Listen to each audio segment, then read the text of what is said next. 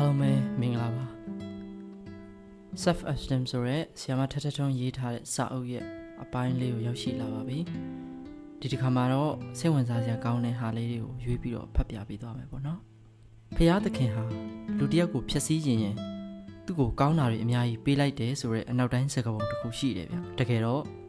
ကောင်းတာတွေအများကြီးရလို့သူပျက်စီးသွားတာမဟုတ်ဘဲနဲ့သူ့ရဲ့ poor self esteem ကသူ့ကိုရိုက်ရှာလိုက်တာပါပဲနည်းနည်းလောက်မှားရင်ဘဝကဓာတ်ကတ်ထားဖို့မခံရပါဘူးနည်းနည်းမှားခါစားမှာပြင်နိုင်ရင် self esteem ကမြင့်အောင်မြင့်သွားသေးတယ်ငါအမှားငါသိတယ်ငါကအချိန်မီပြင်နိုင်တယ်ဆိုတာကိုရှစ်ခင်လေးစားစိတ်ကိုအများကြီးအထောက်အကူပြုတယ်ဗျကိုတန်ဖိုးထားတဲ့စိတ်ကိုအများကြီးမြင့်တင်ပေးတယ်အမှားကဒါရှိလာတယ်မပြုတ်ပြင်မှုဆိုရင်တော့ self esteem ကဆုံးရှုံးသွားပြီကိုအထင်သေးလာတယ်ကိုယွန်းရှာလာတယ်မုန်းတီးလာတယ် self esteem ဆုံးရှုံးသွားတဲ့အတွက်ကြာလာရင်ဒီစိတ်နယ်ပဲယောဂမျိုးစုံရလာတယ်ပေါ့နော်တချို့ယောဂဆိုရင်နာမည်တောင်တက်လို့မရဘူးပေါ့နော်ဆရာဝန်စမ်းတက်လို့မရတဲ့ခံရခက်တဲ့ဖိန်းအမျိုးမျိုးလဲခံစားလာရတတ်တယ်စိတ်ပိုင်းဆိုင်ရာပြဿနာတွေမကရုပ်ပိုင်းဆိုင်ရာပြဿနာတွေပါပြလာတယ်ပေါ့နော် self concept is destiny ပေါ့နော်ကိုဘယ်လိုမြင်လဲအဲ့ဒါကိုကံကြမ္မာပဲဆိုတဲ့စကားကိုမှတ်သားထားတဲ့နေဗျသိစိတ်နဲ့ရောမသိစိတ်နဲ့ရောမြင်ထားတဲ့ကိုမြင်တဲ့အမြင်သိစိတ်နဲ့ရောမသိစိတ်နဲ့ရောနားလည်ထားတဲ့ကိုတန်ဖို့ကိုအီရှင်ပြီးတော့ကိုတာအောင်ပေါ့နော်ဒီသိစိတ်နဲ့ရောမသိစိတ်နဲ့ရောသိထားတဲ့ကိုရဲ့အားသာချက်အားနည်းချက်သိစိတ်နဲ့ရောမသိစိတ်နဲ့ရောသတ်မှတ်ထားတဲ့ကိုဘယ်လောက်ထီတော့ဖြစ်နိုင်တယ်ဘယ်လောက်ထီတော့မဖြစ်နိုင်ဘူးဆိုတာတွေကိုကို self esteem ကဆုံးဖြတ်ပေးနေတယ်ဗျသတ်မှတ်ပေးနေတယ်ဒါကြောင့်ပဲလူတစ်ယောက်ကဘာကြောင့်ဘာလုပ်တယ်ဆိုတာနောက်ွယ်ကသူ့စိတ်အခန့်အစင်တန်းကိုမသိရင်နားလည်နိုင်ဖို့မလွယ်ဘူးလို့ပြောရခက်တယ်။ရှင်နေတစ်ခုထဲမှာ self esteem မြင့်နေသူကတစ်မျိုးစဉ်းစားပြီးတစ်မျိုးလုံးမှာဖြစ်တယ်လို့ self esteem နှိမ့်နေလူကတစ်မျိုးစဉ်းစားပြီးတော့တစ်မျိုးလုံးမှာပါ self esteem နဲ့အဓိပတိ၄ပါးရှိတယ်ဗျ။စန္ဒဝရိယစိတ်ဓာတ်ဝိမာန်တပညာပေါ့လေဒီ၄ပါးကလူတိုင်းမှာအတူတူရှိတာမဟုတ်ပါဘူးself esteem မြင့်နေသူနဲ့ self esteem နှိမ့်နေသူထက်သန်ပုံချင်းလဲမတူပါဘူးစန္ဒအားနေတဲ့သူကအလွန်ပြုတ်နိုင်ခဲ့တဲ့အလုပ်ကြီးတွေကိုမြင်ရင်နောက်ဆုတ်သွားတတ်တယ်တွန့်သွားတတ်တယ်မလုပ်ရှင်ဘူးဒီအလုပ်ကငါဟာမဟုတ်ဘူးငါလုပ်ရမယ်ဟာမဟုတ်ဘူးလို့တွေးပြီးမဆိုင်သလိုလစ်လူရှုထားတယ်ဗျဒါကတော့စန္ဒပေါ့နော်စန္ဒအားကြီးတဲ့သူကဒီလိုအလုပ်ကြီးတွေကိုမြင်ရင်တက်ကြွနေတတ်တယ်လုပ်ရှင်နေတယ်ဒါငါလုပ်ရမယ်အရာပဲလို့ဆုံးဖြတ်တယ်သူ့မှာဒီစန္ဒအားကြီးနေတော့ဒီအားကသူ့ကိုတင်းပေးတယ်ကိစ္စမပြီးမရှင်းလက်မလုပ်ဘူးမပြီးပြအောင်လုပ်တယ်နောက်တစ်ခုကတော့ဝိရိယအားနေတဲ့သူကအလွန်ပြုတ်နိုင်ခဲ့တဲ့အလုပ်ကြီးတွေကိုမြင်လုံးလာမထုံနိုင်ဘူးဗျဒီအလုပ်ကြီးလုပ်ရရင်ငါစိတ်ရောကိုဆင်းရဲမှာပေါ့လို့တွေးတယ်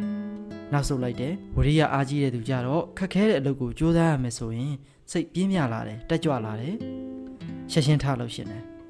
ဒီအလုပ်ကိုလုပ်ရလို့စိတ်ဆင်းရဲကိုယ်ဆင်းရဲအကြာကြီးဖြစ်မယ်ဆိုလဲရတယ်ဝိရိယစိုက်ထုတ်ပြီးတော့လောက်ရလို့သူတို့ကပြောနေတယ်ဇွဲလျှော်မသွားဘူးပြီးတီတီလောက်တယ်ပေါ့နော်စိတ်ဓာတ်အားနေတဲ့သူကပြုတ်နိုင်ခဲ့တဲ့အလုပ်ကိုလုပ်ရမယ်ဆိုရင်စိတ်ကအဆုံနှစ်သွားတယ်ငါလုပ်လို့ဖြစ်မှာမဟုတ်ပါဘူးလို့တွေးတယ်ဒီအလုပ်ပေါ်နောက်တစ်ခါထပ်ပြီးတော့အာယုံမရောက်တော့စိတ်အားကြီးတဲ့သူကတော့အဲ့လိုမဟုတ်ဘူးအဲ့ဒီအလုပ်ကခက်သလားဒါဆိုရင်ငါအလုပ်ပဲလို့တော့သတ်မှတ်လိုက်သေးတယ်ခက်တာကမှလှုပ်ရှင်တဲ့စိတ်ကိုရှိုးနှိမ်ထားလို့တော့မရဘူးအချိန်အကြာကြီးပြင်ပန်းမယ်ဆိုလဲရတယ်သူစိတ်ကအားကြီးနေတော့ဒီအားကြီးတဲ့စိတ်ကိုပါလိုက်ပါပြီးအလုတ်ကပြီးမြောက်ရတယ်ဝိမာန်တအောင်နော်ပညာဉာဏ်နည်းပါးတဲ့သူတွေကအလွန်ပြုတ်နိုင်မှုခဲရင်တဲ့အလုံးနဲ့တိုးပြီးဆိုရင်ဉာဏ်ပညာစုံနစ်ပြီးတော့ဘယ်ကစလို့ဘလို့စွမ်းအမှန်ကိုမသိတော့ဘူးအကြံတုံးဉာဏ်တုံးဖြစ်ကုန်တယ်အမောင်တွင်းနဲ့ဝင်ရတယ်လို့ပဲလမ်းကိုမမြင်နိုင်တော့ဘူးဒီလိုဆိုတော့လှုပ်ဖို့စိတ်လည်းမရှိတော့ဘူးပညာဉာဏ်အားကြီးတဲ့သူကတော့လောကိစ္စကြီးမားမားကိုခဲရခဲစစ်လောက်ရတော့မလားဆိုရင်ဉာဏ်တွေကတက်လက်တောက်နေတယ်ဘယ်လိုလုပ်ရင်ပိုကောင်းမယ်ဆိုတော့ပိုကောင်းတဲ့နီလန်းကိုလည်းသိတယ်ပေါ့နော်လိုက်ရှာနေတယ်ပေါ့မသိရင်တော့လိုက်ရှာတယ်ပေါ့ဘယ်လိုအဆုံးသတ်ရမယ်ဆိုတာကိုလည်းသိတယ်ဒီအမှုကိစ္စပြီးရင်ဘယ်လိုအကျိုးသက်ရောက်မှုတွေဘယ်လိုအကျိုးဆက်တွေရှိမယ်ဆိုတာကိုလည်းမြင်နိုင်တယ်ဒါကိုလုပ်ရလို့ကာလအကြာကြီးစိတ်ဆင်းရဲကိုယ်ဆင်းရဲဖြစ်မယ်ဆိုလဲစိတ်ဆင်းရဲခံပြီးအပြီးတိုင်လုပ်တယ်ပညာနဲ့ဉာဏ်နဲ့စူးစမ်းဆင်ခြင်ပြီးတော့ပြီးဆုံးတဲ့အထိလုပ်တယ်ဆိုတော့ဒီလိုတွေကိုယ်မှမရှိလို့ပေါ့နော်ခုနကလိုပဲဒီစန္ဒတွေပြီးတော့ဝိရိယတွေစိတ်ဓာတ်တွေဝိမာန်တပညာပေါ့နော်ဒါတွေအားနည်းလို့စိတ်မညစ်ပါနဲ့နော် နောက်ထပ်ဇာရေးဆရာကနေပြီးတော့ဒီလိုပြောထားတယ်ဗျလောကမှာဒီလိုလူအမျိုးမျိုးစိတ်အထွေတွေအများကြီးရှိပါတယ်တဲ့ဒါပေမဲ့ခတ်တာကိုမှလှုပ်ရှင်တဲ့ဒါမှမဟုတ်ခုနကျွန်တော်ပြောတဲ့ဒီအဓိပတိ၄ပါးလုံးထက်မြက်တဲ့လူစွမ်းကောင်းတွေရဲ့မစုံမနစ်ကြိုးစားမှုကြောင့်လူလောကကြီးမှာအသိပညာတွေအတတ်ပညာတွေဈေးပညာတွေအသုံးဆောင်ပစ္စည်းကောင်းတွေလွတ်လပ်မှုတရားမျှတမှုရှိတဲ့အုပ်ချုပ်ရေးစနစ်ကောင်းတွေတိုးတက်လာတာပေါ့နော်ဒီလိုလူတွေက healthy high self esteem ရှိကြလို့မလို့ဒီလိုဆုံးဖြတ်ရတယ်ဒီလောက်ကြကုတ်ကြကဲလုံနိုင်ကြတယ်ဒီအလုံးနဲ့မိမိအကျိုးအများအကျိုးကိုဆောင်နိုင်ကြတယ်လို့ပြောရမှာဖြစ်ပါတယ်ဒါဆိုရင်သူတို့ကအလကားနေရင်ဒီ self esteem နဲ့မြင့်နေကြတာလားဒါမှမဟုတ်မွေးရပါတော်နေကြလို့လားလို့လည်းမေးစရာဖြစ်လာပါတယ်မဟုတ်ပါဘူးမွေးရပါလည်းမဟုတ်ဘူးအလကားနေရင်တိုးလာတာလည်းမဟုတ်ပါဘူးဒီ self esteem ဆိုတာလေ့ကျင့်ယူလို့ရလာတာတွေဖြစ်ပါတယ်ခတ်တာကိုတိုးတိုးလို့ရင်ဖြစ်လာတာတဲ့လောကမှာအကောင်းမှန်သမျှဟာအလေးအကျင့်ကနေဖြစ်လာတာပါခတ်တာကိုတိုးတိုးလို့ရင်နဲ့ခတ်တာတွေနဲ့တွေ့ရင်နောက်ဆုတ်ရှင်တဲ့စိတ်ကိုတွန်းလှန်ရင်ရှေ့တစ်ဆင့်တိုးတယ်နောက်ထပ်ရှေ့တစ်ဆင့်ထပ်တိုးပြီးလှုပ်တယ်ဒီလိုနဲ့အင်မတန်ခတ်ပါတယ်ဆိုတဲ့အလုပ်ကိုပြင်းမြောက်အောင်လှုပ်နိုင်သွားတယ်ခတ်တဲ့အလုပ်ကိုလှုပ်တိုင်းစိတ်ကမြင့်မြင့်လာတယ်ကိုအားရတယ်ကျေနပ်တယ်နောက်ခါခတ်တာလာရင်မကြောက်တော့ဘူးငါလုံးနိုင်တယ်လို့ယုံကြည်မှုရသွားတယ်ပြီးတော့ဒီထက်ပိုခတ်တာတွေကိုထပ်တိုးပြီးတော့လှုပ်ရှင်လာတယ်တစ်ချိန်အောင်မြင်သွားတဲ့အခါတိုင်းငါဟာခတ်တဲ့ဟာတွေကိုခက်ခဲတာတွေကိုလုပ်နိုင်တာဆိုတာပိုသေးကြသွားတယ်ဒီလိုစိတ်ဖြစ်ရတာတိတ်အားရကျေနပ်တယ်ဆိုလိုချင်တာကတော့ဒိုပါမင်ပေါ့နော်ဘယ်လိုမျိုးလဲဆိုတော့ကျွန်တော်တို့ဟာတနေ့ကုန်ဖုံးမသုံးမဲနေနိုင်မှုခက်ခဲတယ်ပေါ့ဒါပေမဲ့တချို့ရက်တွေမှာဖုံးမသုံးမဲနေပြစ်ခဲ့တယ်ဆိုရင်ဒိုပါမင်ရတယ်ငါဒီဟာကိုမလုပ်ဘဲနေနိုင်တယ်ဆိုတဲ့ဟာလိုမျိုးပေါ့အဲ့လိုမျိုးခက်ခဲတဲ့အရာတွေကိုလုပ်ပြီးတော့ရလာတဲ့ဒိုပါမင်ကရည်ရှိခံတယ်ပြီးတော့ပိုကောင်းတဲ့လမ်းကိုပို့တယ်ပေါ့နော်ဥပမာကျွန်တော်တို့ကစာအုပ်တုပ်ဖတ်ပြီးဖို့အလွန်ခဲရင်းပါတယ်ကျွန်တော်တို့လူငယ်တွေမှာဆိုရင်ဒါပေမဲ့အဲ့ဒီစာအုပ်တုပ်ကိုပြီးအောင်ဖတ်နိုင်သွားပြီဆိုရင်ငါဒီစာအုပ်ဖတ်နိုင်သွားပြီဆိုတဲ့စိတ်ကလူတွေကိုလိုက်ပြောပြနေရတာမျိုးမဟုတ်ဘဲနဲ့ကိုယ့်ရဲ့အတွင်းစိတ်ထဲမှာကို confidence တိုးလာတယ်လို့မျိုးငါစာအုပ်တုပ်ကိုပြီးအောင်ဖတ်နိုင်မှာလားဆိုတဲ့စိတ်လိုမျိုးပေါ့နော်အဲ့တော့အဲ့ဒီစိတ်ကရေရှည်ခံတယ်ရေရှည်ခံတဲ့အပြင်မှာနောက်ထပ်ဒီထက်ပိုပြီးတော့ challenge ဖြစ်တဲ့ဟာတွေကိုလည်းလှုပ်ရှင်လာတယ်ဥပမာစာအုပ်တစ်လကိုတစ်အုပ်ဖတ်နိုင်တာကနေနောက်ထပ်တစ်လကိုနှစ်အုပ်ဖတ်နိုင်ခြင်းတဲ့ဟာလိုမျိုးတွေဖြစ်လာတယ်ပေါ့နော်အဲ့တော့နောက်ကြတော့ဘယ်လိုဖြစ်လာလဲဆိုတော့လွယ်တာကိုမကြိုက်တော့ခတ်တာကိုမှရှာလှုပ်ရှင်လာတယ်ဒါမျိုးอ่ะပေါ့နော်ခုနကကျွန်တော်ပြောသလိုပဲဒီလို challenge တွေကိုအစ်လုပ်ဖူးတယ်ဆိုလို့လူတွေဆိုလို့ရှိရင်သိလိမ့်မယ်ပေါ့နော်ဥပမာကျွန်တော်တို့နေ့စဉ်ဒိုက်ထိုးတဲ့လူတယောက်ကတစ်နေ့ကို15ချိန်တစ်ပတ်လောက်ထိုးလာတဲ့အချိန်နှစ်ပတ်လောက်ရောက်လာတဲ့အချိန်မှာသူ့အတွက်15ချိန်ဟာဘာမှမဖြစ်တော့တော့ဆိုတော့ तू ကပြင်းလာတယ်ညင်းငွေလာတယ် तू ဘာလှုပ်ရှင်လာလဲဆိုရင်တေချာတာတစ်ခုက15ချိန်တက်ကျော်တဲ့ဟာတစ်ခုကို तू လှုပ်ရှင်လာတယ်ပေါ့နော်ဒါမျိုးကိုပြောချင်တာပေါ့15ချိန်ဒိုက်ထိုးနေကြလို့ကနှစ်ပတ်လောက်မှ तू ဒါအားပြော့တယ်လို့ခံစားလာလိမ့်မယ်ဒါဆိုရင် तू ဟာအချိန်20ထိုးဖို့25ချိန်ထိုးဖို့အတွက် तू ဟာပိုပြီးအာတိတာရှိလာပါလိမ့်မယ်ပေါ့နော် self esteem ဆိုတာလည်းဒီလိုပါပဲပေါ့နော်အဲ့တော့သူများတွေကဒီအလုပ်ကခက်တယ်မဖြစ်နိုင်ဘူးဆိုရင်အဲ့ဒါကိုမှ तू ကလှုပ်ရှင်လာတယ်ခက်တာကိုလုပ်ရင်ဉာဏ်လည်းပိုပြီးတော့ထွက်လာနေတော့ဉာဏ်လည်းပိုပြီး intelligent ဖြစ်လာတယ်ဉာဏ်ပိုကောင်းလာတယ်ပေါ့နော်ငါဉာဏ်တွေကောင်းနေပါလားဆိုပြီးတော့ခုနလိုပဲဒိုပါမင်ကထွက်လာတယ်ပျော်လာတယ်အဲ့လိုမျိုးပျော်နေတော့ကိုယုံကြည်မှုကလည်းပိုတိုးတိုးလာတယ်ဒါဟာ self esteem ပါပဲကိုလေးစားခြင်းကိုကြည်ညိုခြင်းကိုယုံကြည်မှုအပြည့်အဝချီးခြင်းပါပဲဒါကိုကြည့်လို့ရှိရင်အဓိပတိ၄ပါးလုံးဟာခတ်တဲ့အလုပ်ကိုရှာလုံးရင်းနဲ့ထက်သန်နေတယ်ကိုယ်စိတ်ကိုပြန်ကြည့်ရင်ကိုလေးစားတဲ့စိတ်ရှစ်တဲ့စိတ်တွေတိုးနေတယ်ငါအလကားလူမဟုတ်ဘူးဆိုတာကိုလည်းသိနေတော့ self esteem ကမြင့်လာပါတော့တယ်ဒါကြောင့်ခတ်တာကိုလုပ်ရတယ်ခက်ခဲတဲ့အလုပ်ကိုနည်းနည်းချင်းတိုးပြီးတော့လုပ်ရင်တော့အကောင်းဆုံးဖြစ်ပါတယ်ဗျခက်ခဲတာတွေ့တာနဲ့နောက်ဆုတ်သွားခြင်းနဲ့စိတ်ကိုကြည့်ပါဘလောက်ညံဖြစ်တဲ့စိတ်လဲဘလောက်သေးသိမ်တဲ့စိတ်လဲဆိုတာကိုမြင်ရပါလိမ့်မယ်တချို့ပြောတာရှိတယ်ပြင်းတယ်ဆိုတာနာမည်သာဆိုတာလူတော့တော်တတ်တာလားတဲ့လူတော့တတ်တာအောင်တတ်တာမှာပါဒါပေမဲ့စိတ်တော့မတတ်တာပါဘူးစိတ်ဟာသူ့ဥပဒေသားနဲ့သူ့လောနဲ့သူရှိပါစိတ်ရဲ့ဥပဒေကိုဖောက်ရင်စိတ်ရဲ့ဒဏ်ခတ်တာခံရပါတယ်ဒဏ်ခတ်မခံရတဲ့စိတ်ဆိုတာလေလောကမှာဒ တကယ်တမ်းမရှိပါဘူးအဲ့တော့ဘယ်လိုပြောချင်လဲဆိုဥပမာခုနကဒီပြင်းတယ်ဆိုတာနာမည်သာဆိုတာလူတော့အတော်တက်တာတယ်ဆိုရက်လူတွေကိုကြည့်လိုက်ပေါ့နော်ဒီလူတွေဟာတဖြည်းဖြည်းနဲ့ပျောက်ကွယ်သွားတဲ့သူတွေပဲရှိပါတယ်အပြင်းလွန်ပြီးတော့နာမည်ကြီးလာတဲ့လူ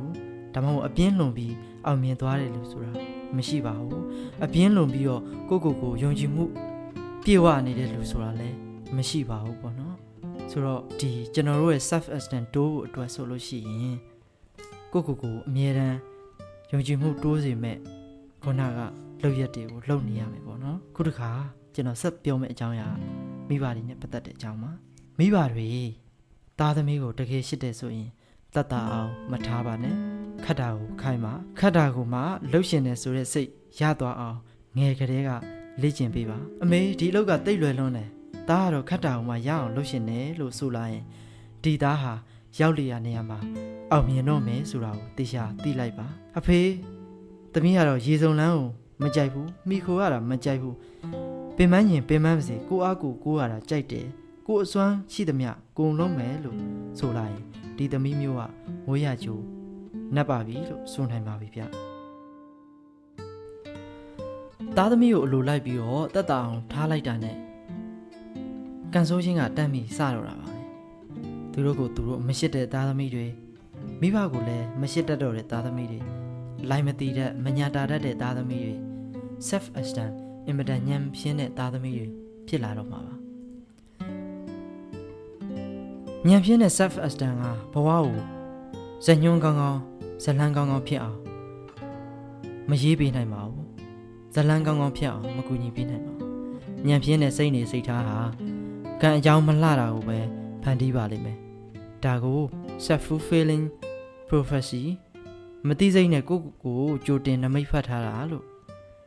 ခေါ်ပါတယ်မတိစိတ်ကကြိုတင်နမိတ်ဖတ်တာဟာ self esteem မြင့်တဲ့ကိုယ်သွေးမှာဆိုရင်မထင်မှတ်လောက်အောင်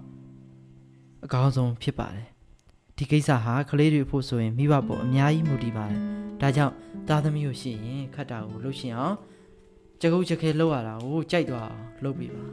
โอเคဆိုတော့ဒီနေ့အတွက်ကတော့ဒီလောက်ပဲပေါ့နော်ဒါ self esteem ဆိုရဲဆီယမထထထွန်းရေးတဲ့စာအုပ်ရဲ့အပိုင်း1ပြီးပါပြီ